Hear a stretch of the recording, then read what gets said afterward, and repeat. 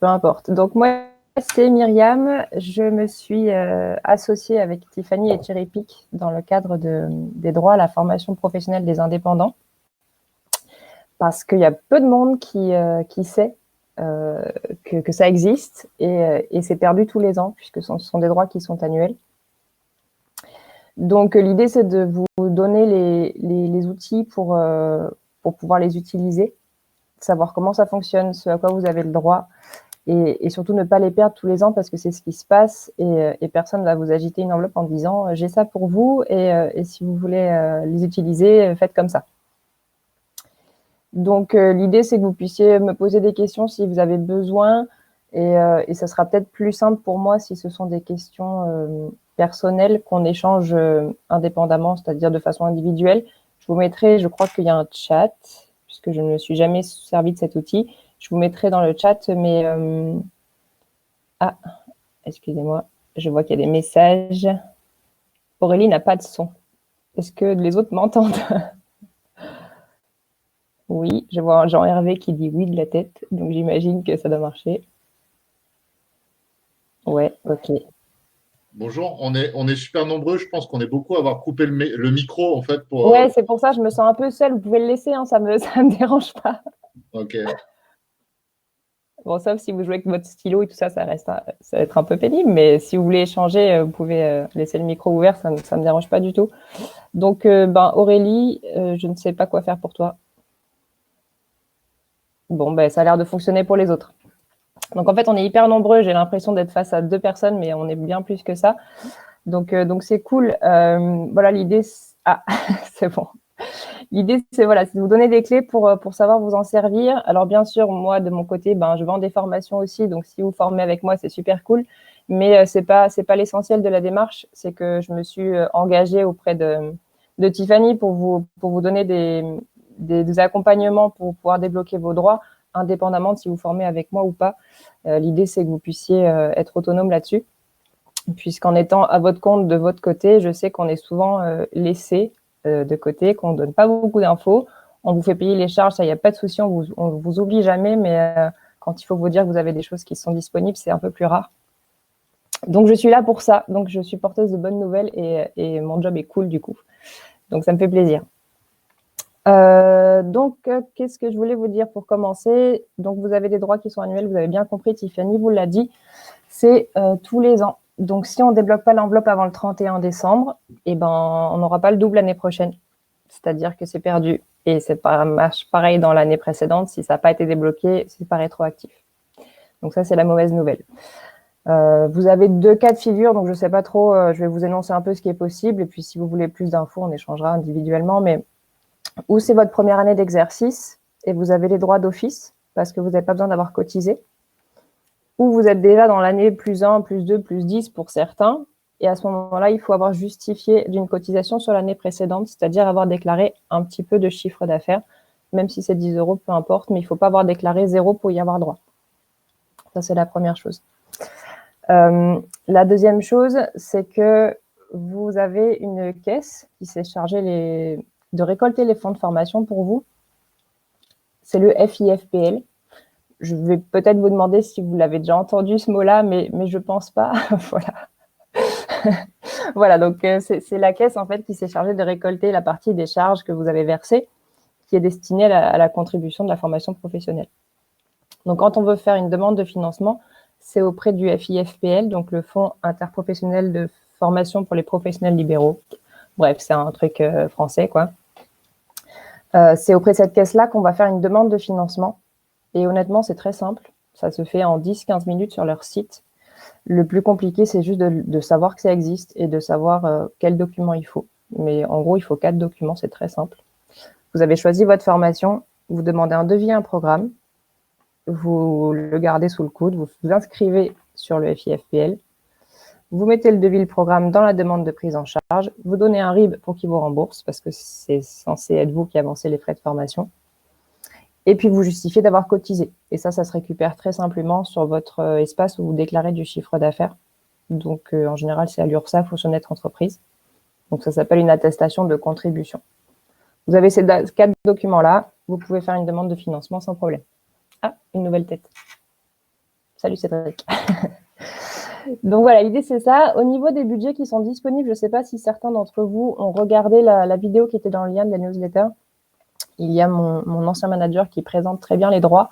L'idée c'est que je reprenne un peu ce qu'il a dit, mais en plus détaillé pour que vous puissiez avoir plus d'infos parce que c'est assez concis quand même ce qu'il dit. Au niveau des budgets, globalement, dans le domaine d'activité où vous êtes, ça se situe entre 900 et 1400 euros, en gros, au cas par cas, bien sûr. Globalement, ce qui va faire foi, ça va être votre activité enregistrée. Donc, si vous avez enregistré une activité en programmation informatique, par exemple, ou en conseil en affaires, des choses comme ça, vous avez 1400 euros. Et si vous êtes enregistré plus dans le design, je crois que c'est activité spécialisée de design, là, c'est 900 euros. Mais si jamais vous êtes designer et que vous êtes enregistré en programmation informatique, ça sera le code NAF qui fera foi, donc vous avez 1400 euros. C'est un peu la loterie. Si vous êtes enregistré et que vous avez fait le bon code NAF, vous avez la grosse enveloppe et sinon, vous avez la petite. Donc, c'est comme ça que ça fonctionne. Bien sûr, c'est à vérifier. Je vais vous mettre un petit lien dans le chat. J'imagine que ça se fait.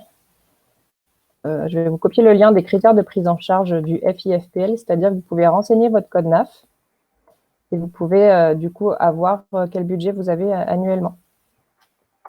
Voilà, ça c'est fait. Donc, si vous voulez aller voir dessus après, vous rentrez votre code NAF et vous allez avoir les thématiques qui sont prises en charge et surtout votre budget.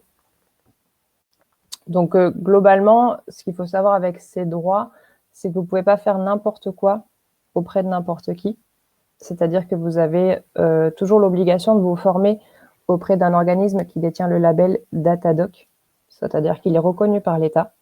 Donc, si votre voisin il est super fort en cuisine et qu'il vous dit « je vais vous faire une formation », ça ne va pas être possible, quoi. Il faut un label. Et ensuite, au niveau de la thématique, vous avez des restrictions aussi, c'est-à-dire qu'il faut que ce soit globalement en lien avec votre activité professionnelle, que ce soit cohérent, en fait. Il faut que ça vous serve dans votre activité déclarée. Vous ne pouvez pas être designer et demander à passer permis bateau, par exemple. Ça passera pas, quoi. C'est bien parce que je vois la tête de Sébastien qui… Salut. Donc voilà, en gros, vous avez une enveloppe qui est débloquée auprès d'un organisme précis. Globalement, 95% vous concernant, c'est le FIFPL, avec des thématiques à respecter, avec un organisme qui détient un label Datadoc. Pour vous donner un ordre d'idée, la tarification de la formation professionnelle, c'est globalement 50 € de l'heure qui est prise en charge au maximum. Ça veut dire que si vous choisissez une formation qui est à 70 € de l'heure, il y aura un reste à charge pour vous. Et si jamais c'est une formation qui est en dessous, ce sera normalement tout pris en charge. Donc ça, c'est une chose. L'idée, c'est que quand vous faites une demande de financement, ça dépend avec qui. Nous, on ne demande pas d'avance de frais, mais normalement, vous devez en fait avancer l'enveloppe de formation et vous êtes remboursé à peu près 1 mois après la fin de la formation pour vous donner un ordre d'idée. Normalement, il faut avancer les frais. Nous, on ne fonctionne pas comme ça. Mais si jamais vous voulez voir ce qu'on fait, je vous expliquerai un petit peu en privé. Mais on essaie de trouver des arrangements parce qu'on s'est rendu compte que les micros, c'était pas possible. Il n'y a pas beaucoup de trésorerie. Ça devenait compliqué d'utiliser les droits déjà parce qu'ils ne le savaient pas, mais qu'en plus, on leur annonçait qu'il fallait faire un dossier, il fallait payer, etc. Donc, c'était plus compliqué. Du coup, notre démarche, elle a été d'aider un petit peu dans la démarche administrative, d'agrandir un petit peu le contenu, les thématiques qui sont à disposition et surtout d'éviter que vous sortiez 1400 € de frais, quoi. Donc, voilà un peu, en gros, comment fonctionnent les droits. Est-ce que certains d'entre vous ont des questions? Même si tous les micros sont fermés, n'hésitez pas à les ouvrir pour échanger avec moi ou me le dire par chat parce que je le lis. Oui, bonjour, donc c'est Sébastien. J'ai une question vis-à-vis du CPF en fait. Est-ce que ce dispositif, il est cumulable ou est-ce qu'il remplace ou comment ça fonctionne en fait? Alors, ce sont 2 enveloppes distinctes. En fait, les indépendants, là, depuis 2018, vous cumulez 500 € par an au niveau du CPF. Okay. Et vous pouvez les utiliser indépendamment de ces droits annuels. D'accord. Et dernière question, est-ce qu'il existe un répertoire des formations ou des organismes qui sont éligibles pour bénéficier de cette enveloppe FIFPL? Alors, répertoire, non, je ne crois pas. L'essentiel, quand on vise une formation, c'est de vérifier que l'organisme détient bien le label Datadoc. Et en général, c'est marqué en gros parce qu'on ne peut pas le louper. Donc, s'il a le label, en général, Il n'y a pas de souci. Au niveau du CPF, c'est particulier puisque toutes les formations financées par le CPF, elles vont se trouver référencées sur la plateforme CPF quand vous avez votre compte formation et que vous recherchez une formation. C'est une demande en ligne, vous ne pouvez pas la demander autrement que sur cette plateforme-là. Ah, ok. Super. Voilà. Merci. Merci à toi. Est-ce qu'il y a d'autres personnes qui se posent des questions? N'hésitez pas, je suis là pour ça. Alors, l'avantage, s'il n'y a pas de questions, c'est que j'étais relativement claire. Alors, soit ça intéresse personne, ça c'est possible, soit j'ai été super efficace et du coup, tout est clair pour vous. Ce que je vais faire, c'est que je vais mettre mes coordonnées dans le chat. J'imagine que je n'ai pas d'autre moyen de faire ça. Je ne sais pas comment ça fonctionne, mais je vais vous mettre mon numéro et mon adresse mail dans le chat. Comme ça, si vous souhaitez me contacter, vous pouvez. Et vous avez également un formulaire de contact qui est dans la newsletter. Quand vous cliquez sur le lien, j'ai fait une page pour TireEpic. Vous avez un formulaire de contact. Certains d'entre vous l'ont déjà rempli pour que je puisse vous rappeler si besoin.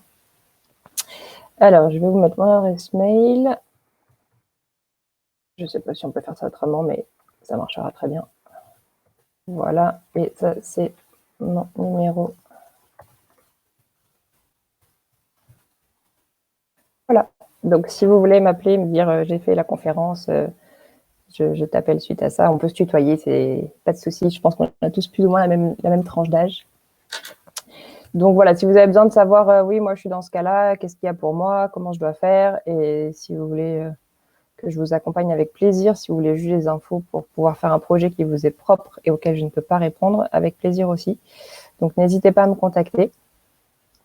Et puis je pense avoir fait le tour, hein, globalement. Globalement, c'était ce que je voulais vous dire un petit peu. Voilà, vous avez ça qui existe, profitez-en parce que ça se termine tous les ans. Quelque chose que je ne vous ai pas dit, en effet, il y a une deadline qui est du 31 décembre. Ça veut dire que la formation doit commencer en décembre, c'est-à-dire même au 31 décembre, ça passera sur les droits 2020. Donc, c'est le début de la formation qui est important. Si vous faites une demande le 25 décembre, bon, le 26, on va dire, et que la formation est en janvier, ça passera sur les droits 2021. Donc, c'est important de trouver une formation. Bon, là, ça fait un peu short, mais ça se fait encore de trouver une formation qui commence là, sur cette année-là, pour pas perdre l'enveloppe. Et puis, rien n'empêche de faire une formation en décembre pour pouvoir en refaire une en janvier avec les fonds 2021. Il n'y a pas de limite, il n'y a pas de délai de carence à respecter, quoi. Oui, bonjour, j'ai une petite question. Bonjour, Florence. Oui, c'est Florence. Alors, en fait, moi, j'ai lancé mon entreprise il y a un mois à peine. Ouais. Donc, j'étais intéressée j'ai déjà trouvé la formation. Alors après, il faut que je regarde si l'organisme a le label. Voilà, donc j'ai compris qu'il n'y avait pas de limite de chiffre d'affaires, parce que pour l'instant, il n'y a pas encore de mission, hein. Et donc, je peux la demander même après un mois de création. Ouais, il faut juste que tu aies le justificatif de l'inscription à l'INSEE. Oui, ça, je l'ai. Voilà, bon. Si tu l'as reçu, c'est bon, c'est ce qu'ils vont te demander. Ils vont demander le justificatif d'affiliation. Alors, je ne sais plus si c'est l'INSEE ou l'URSSAF, mais ils vont juste demander de bien justifier que tu as été inscrite et que tu es enregistrée. Donc, il n'y a pas de souci. Et quand bien même si tu ne l'avais pas, par exemple, et que tu veux faire cette formation-là vite en 2020, tu peux déjà créer une demande et rajouter en complément après les éléments qui manquaient pour valider le financement. Voilà, pour le faire avant décembre. Tout à fait. Ça marche, super. Et donc, l'enveloppe dépend pas du temps de création. C'est le montant maximum selon la catégorie, peu importe. Tout à fait. C'est le code NAF qui va définir l'enveloppe que vous avez. D'accord, ok. Ça marche, c'est clair. Merci. Avec plaisir. C'est encore Sébastien. Je me suis rendu compte. J'avais oublié de poser une question. Est-ce que, du coup, ce droit, il est indépendant du statut juridique de l'entreprise? Je m'explique. Moi, en fait, j'ai pas encore créé d'entité. Je devrais normalement être immatriculé en janvier. Donc, ce sera sur les droits de 2021, si j'ai bien compris. Ouais. Tout à l'heure, tu parlais d'URSSAF, de Net Entreprise, je crois. Ce sont des dispositifs qui sont présents pour les auto-entrepreneurs ou les auto-entreprises ou les micro-entreprises, je crois. Ouais. Moi, je crée une SASU. Est-ce que ça change quelque chose? Oui, complètement. Le cas de la SASU, il est très particulier. J'ai un client là qui est en SASU, c'est un réel casse-tête. Mais de ce que j'ai compris, de ce que je crois avoir compris, c'est qu'en SASU, on a les mêmes droits que ses salariés. Donc, on dépend de l'OPCO des salariés qui… Bon, j'imagine que tu vas être tout seul, mais… Oui. Mais voilà, c'est pas des droits de dirigeants comme les SARL, c'est des droits qui sont assimilés à ceux des salariés. Donc là, pour le coup, ce sera vraiment du cas par cas si jamais tu voulais… utiliser ces droits. Je suis sur un client là où on est en train d'essayer de démêler le casse-tête parce que c'est une démarche administrative qui est très sympa. J'ai bien fait de poser les questions. Ouais, c'est pas le statut le plus simple en termes de formation professionnelle. D'accord. C'est bon à savoir. Merci beaucoup. Avec Merci plaisir. Sébastien d'avoir posé la question. Je suis dans le même cas. Ah, voilà. Oui, SASU, je sais que quand on a lancé l'activité formation, sans vouloir être méchante, on vous a mis un peu de côté parce qu'on s'est rendu compte que c'était un peu compliqué. Mais ouais, j'essaie de creuser là pour un client et j'ai cru comprendre qu'en effet, c'était assimilé avec un statut de salarié. Donc, ça paraîtrait que ce seront comme les droits des salariés et pas comme les indépendants que j'ai annoncés là. Donc, peut-être que les informations que je vous ai données, elles sont à mettre à jour au cas par cas. Et t'as plus dit trop, mais j'ai vu que tu avais dit OK. Est-ce que j'ai répondu à toutes les questions? Est-ce qu'il y en a d'autres? Encore une petite, Myriam. Philippe, bonjour. Salut Philippe. Bon, déjà, merci. Moi, ça fait 20 ans que je suis freelance et c'est la première fois que j'en entends parler, donc c'est cool. À 20 ans, c'est mon record. J'ai jamais eu aussi long sans information. Non, mais du coup, quand je multiplie les fonds auxquels j'ai droit par rapport à ce que j'ai payé sans le savoir, ça ne fait pas forcément plaisir. Ouais, désolé. Voilà. Au niveau justement des paiements, etc., des transferts d'argent entre la société de formation, les remboursements, etc., comment ça se passe? C'est quoi le flux? Si je choisis une formation, c'est moi qui paye avec mon entreprise l'organisme de formation et je suis remboursé par la suite. Comment ça se passe en fait? Alors, l'idée, c'est ça. T'es sous quel statut là? Moi, en SARL.